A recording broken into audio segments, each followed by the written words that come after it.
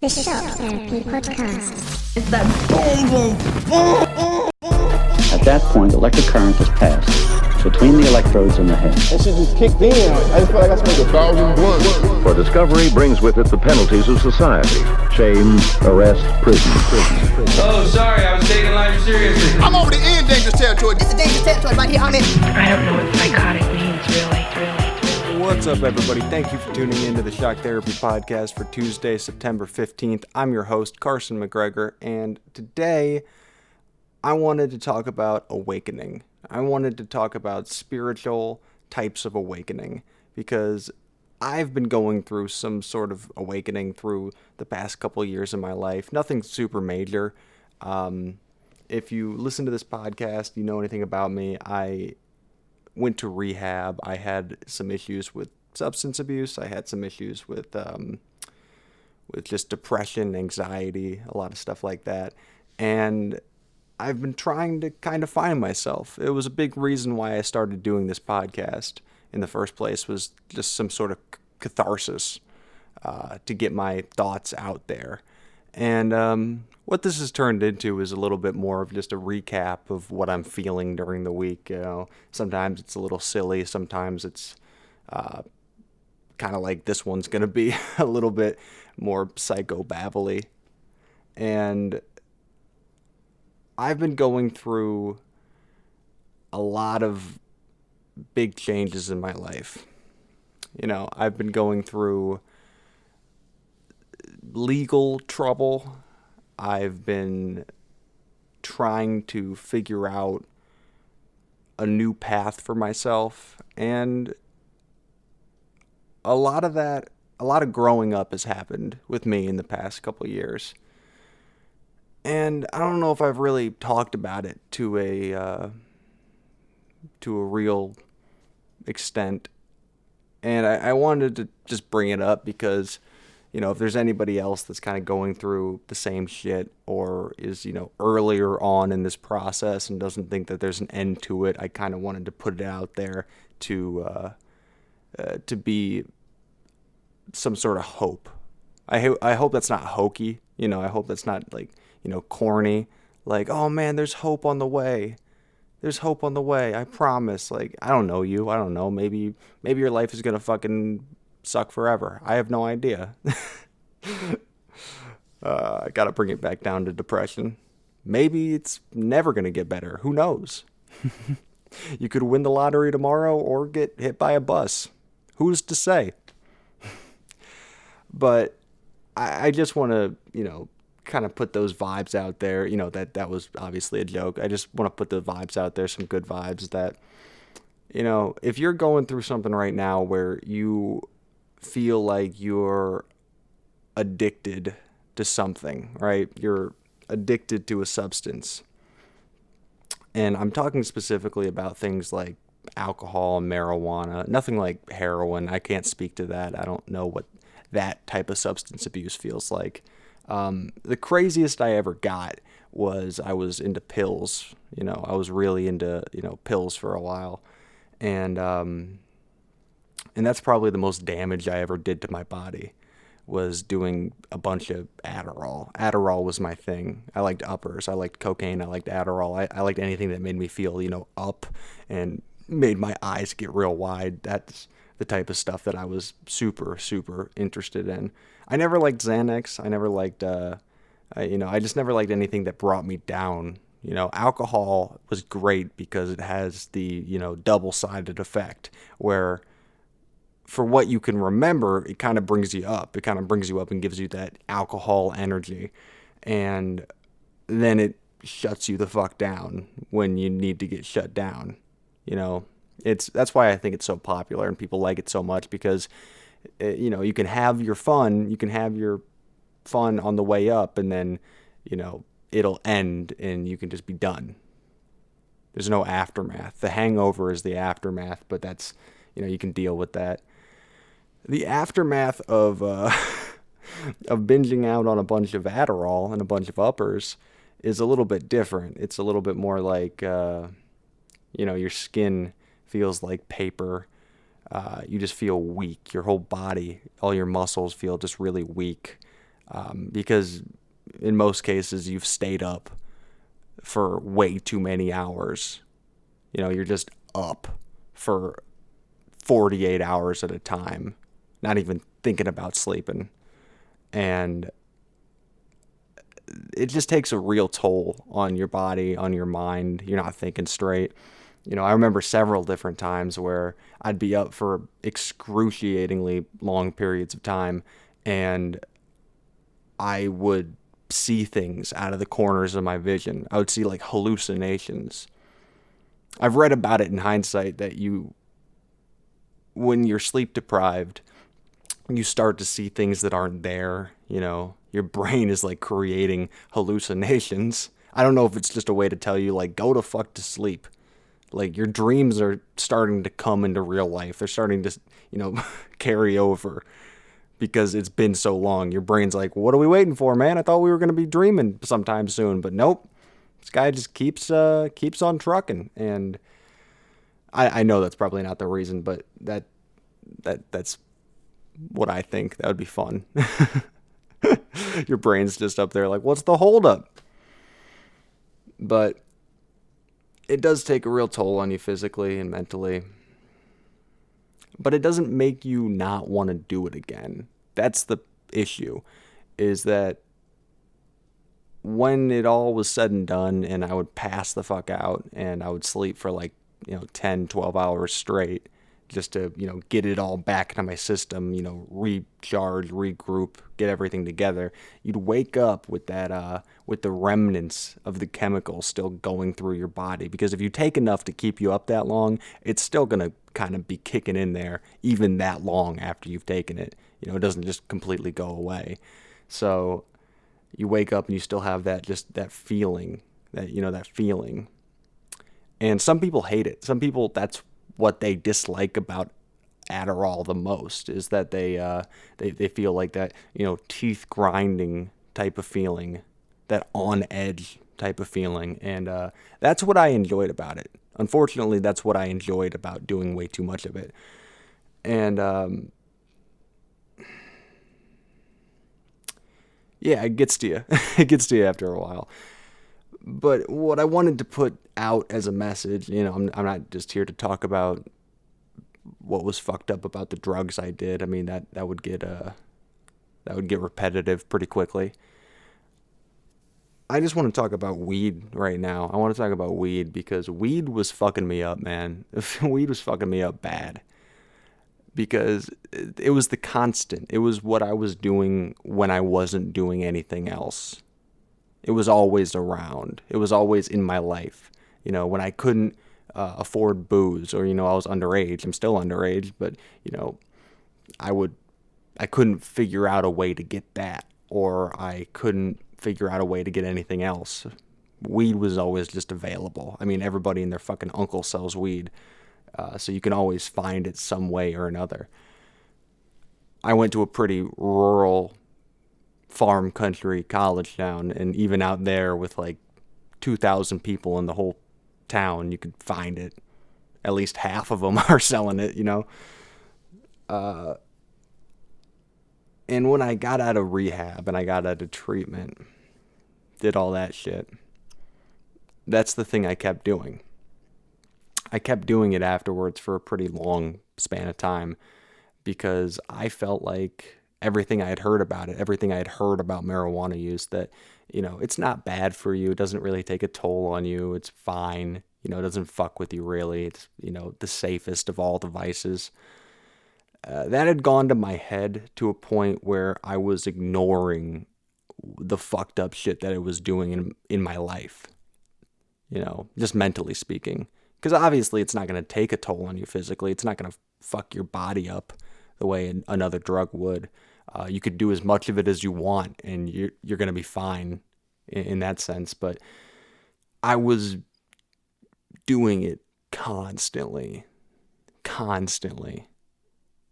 I would hop in my car, right? And every time I got in my car, I would smoke. That was like the excuse to go drive. I need gas. Like, I got 3/4 of a tank of gas. I don't need gas, but I need gas. different type of gas, if you know what I'm saying. I would just go in there. I would, take gravity bong hits and come back. And, it gets to a point, marijuana gets to the point where if you just do it constantly, you never stop, but you also never increase how much you're doing because I just couldn't afford to. It just stops really affecting you all that much. All it does is make you a little bit lazier and a little bit more tired. And it does relax you. It always consistently relaxes you in some way, shape, or form, but it doesn't get you high. That's the diminishing return, is it stops really getting you high, that sort of feeling. Right now, since I haven't smoked in a very, very long time, if I smoked a blunt before I came and did this on camera and on mic, you would be able to tell. You'd be able to tell on camera because I would visibly be acting different, and on mic I would sound a lot. I wouldn't be able to do this if I just, smoked anything before I sat down right now, because it would hit me so hard. But during that period of my life, I could have just, smoked 8 joints and came on and do this, and you probably wouldn't have been able to tell the difference. Because that's how I acted. My personality was me high. People didn't really see any other side of me because no other side of me ever came out and spoke to anybody. Before I'd go to work, before I would go, hang out with friends, anything. That's what I was doing. And you can really tell that you're fucking yourself up and you're not doing so hot when you hang out with your stoner friends and they're like, "Hey man, you need to chill out." Like, you're hanging out, right? You're hanging out, and a big part of what you're doing when you're hanging out is smoking pot together. And they're like, "Dude, yeah, no, I'm finished, man. That's plenty enough for me." And I'm like, "I'm just getting started." I'm just getting fucking started, dude. So that's how it can fuck you up. That's how it can fuck you up pretty bad. If you're kind of like that, if your habits are like that, I'm not trying to speak for anybody or act like I know anybody's situation or I know what's going on in your head, but all the professionals I've talked to, all the people I trust on this topic, the people that don't just tell me drugs are bad, don't do drugs, because if somebody starts the conversation off like that, claiming to be some sort of psychiatrist, therapist, or medical professional, I immediately tune out because I know where they stand. I know that they're not coming at this unbiased. They're just like, drugs are terrible, don't do any of them. I'm not saying that drugs are good, but that shouldn't be your immediate, that shouldn't be the first thing out of your mouth, right? So the people that I trust that I've talked to about this, they all tell me that it's about ADD. You have an ADD brain. And if you haven't this ADD brain, pot is just not good for it. I think I might have talked about all this on my first podcast, but if you missed it, I'm catching you up. It's just not good for you. It's not good for you. It fucks with it fucks with your motivation, and it has the illusionary effect where it feels as though it's helping. It feels as though it's healing these problems that your ADD is causing. This restlessness and this inability to focus. When you smoke pot, you're not restless for sure, and you don't need to focus because that all those hyper-focused parts of your brain are just completely dulled. But in the process, it's also dulling any, critical thinking, any real creativity. I think that's the biggest myth out there, is that weed makes you more creative. It doesn't at all. This is just me. Again, I can only speak for myself, but I can also sort of speak for other creative people that I know. When they smoke pot, they are less creative. It's just, it's again, that illusion, that fantasy that you're creating in your own head. Like, I feel good, so I must be doing good things. If I'm sitting down to write a poem, for example, and I just smoked pot beforehand, you're thinking, well, I feel good and I feel good doing this, so it must be good. The end product must be good. But you can go back to it later and be like, this is a bunch of bullshit. This is meaningless nonsense. And the stoner argument on the other side is like, well, man, then you just got to get stoned and look at it again, and then you'll realize how crazy deep it is.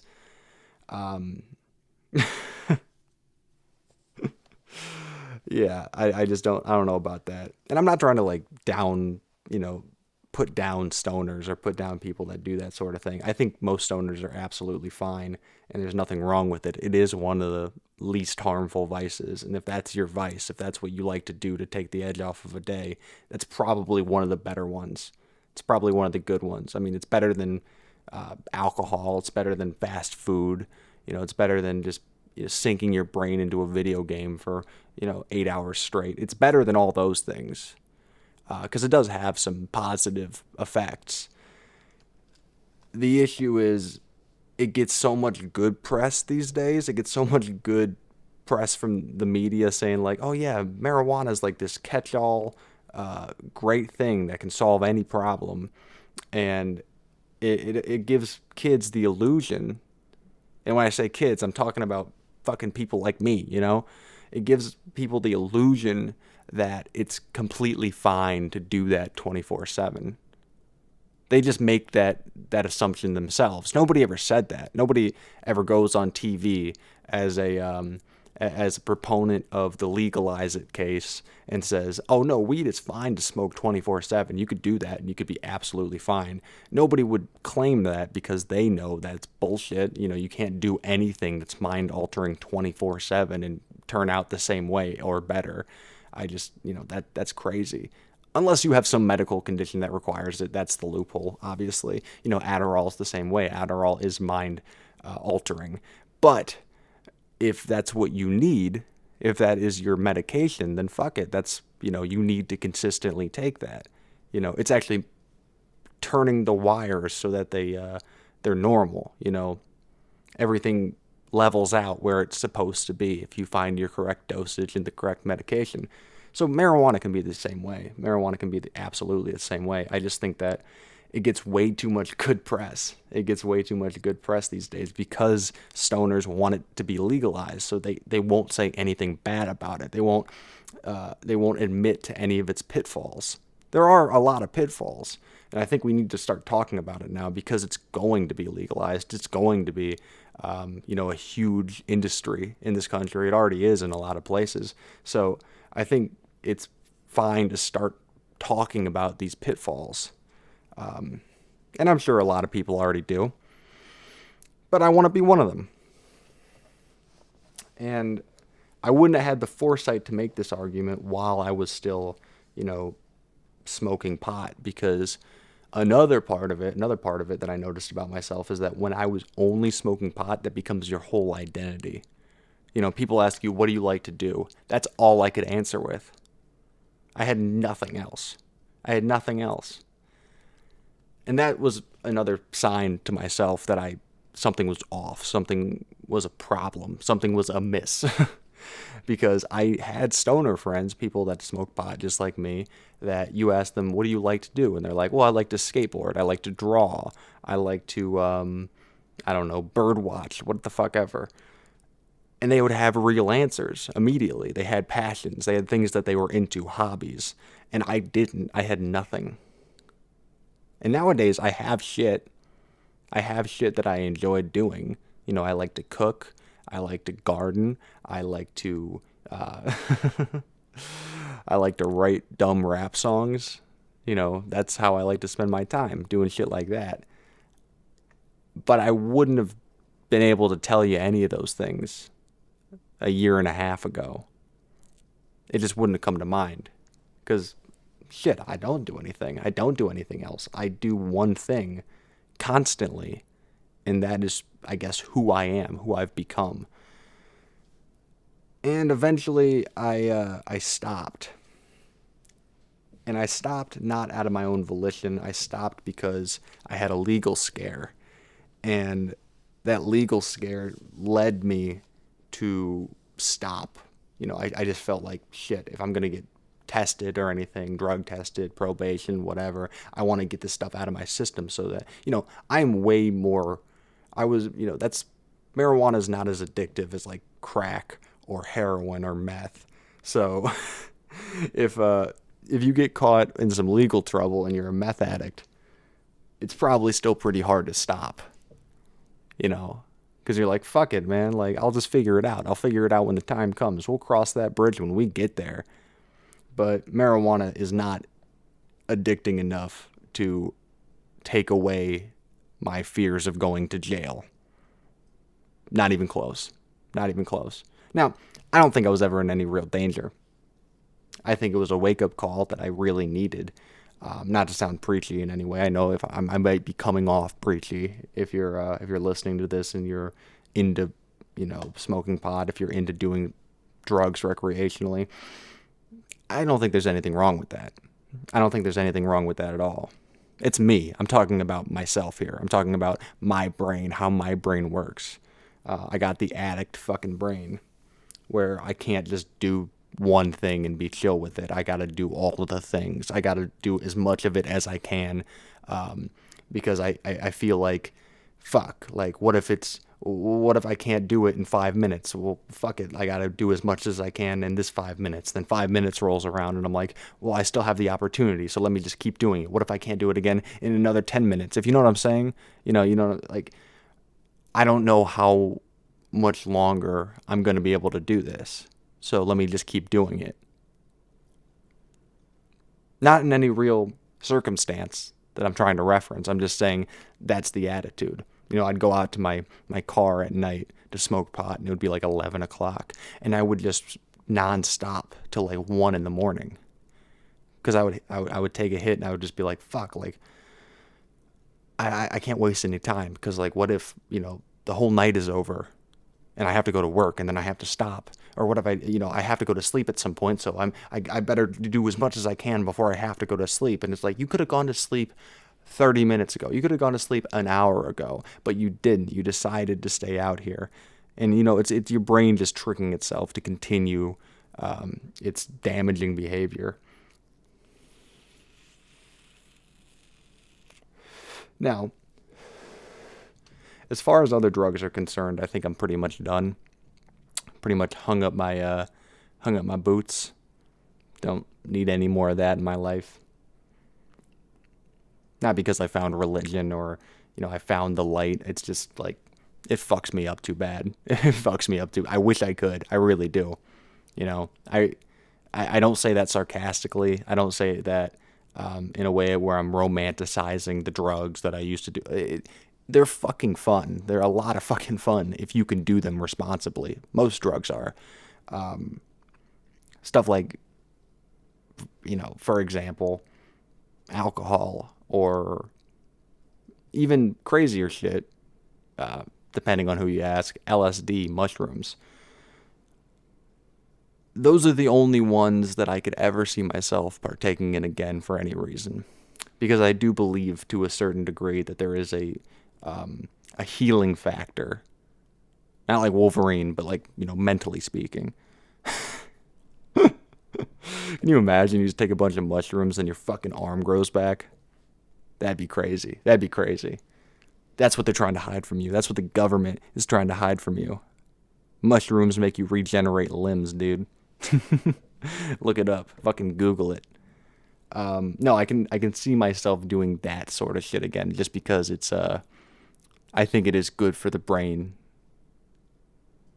to a certain degree. To a certain degree. Again, all this is, you know, super subjective and not based in any real science.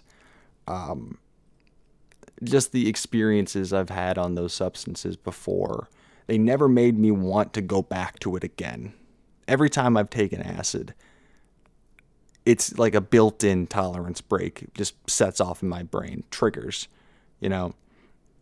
Like if I were to drink a ton, you know, binge drink for a whole night, the next night I might just do that again, you know. No regard for how I felt in the morning. Fuck it. Let's just do it again. I mean, that felt good when it happened, so let me just recreate that feeling again. Psychedelics are very different. After it's done, it's such an experience, such a mind-altering experience, such a crazy, exhausting experience that my brain just tells me, fucking chill out, chillax on that. Don't do that again for a long time. The most convincing synapses in my brain fire off and say, do not do that for a while, because that takes it the fuck out of you in a real way. Like, it just makes you emotionally exhausted, if that makes any sense. Like, I couldn't handle that. Just psychologically speaking, I couldn't go through that again and be fine with it and have everything just be okay. I'm sure I could, but my brain is convincing me I couldn't, which is fine. I wish I had that, level of caution when it came to other things that feel nice. Fast food is a great example. For a long time, I try not to do it as much anymore, but for a long time, I would just eat fast food like fucking crazy, and I would feel like shit. It just makes you feel like shit. It makes you feel bloated. You just took in poison into your body. Fast food is fucking poison. But the next day, it would actually make me crave it again, like blow. Like, let me go fucking snort some McDonald's French fries, Jack, because that shit was great. That, in the moment, made me feel really, really nice. But psychedelics, man, they just have that built-in kill switch. You don't want to do it way too consecutively. It doesn't feel very good.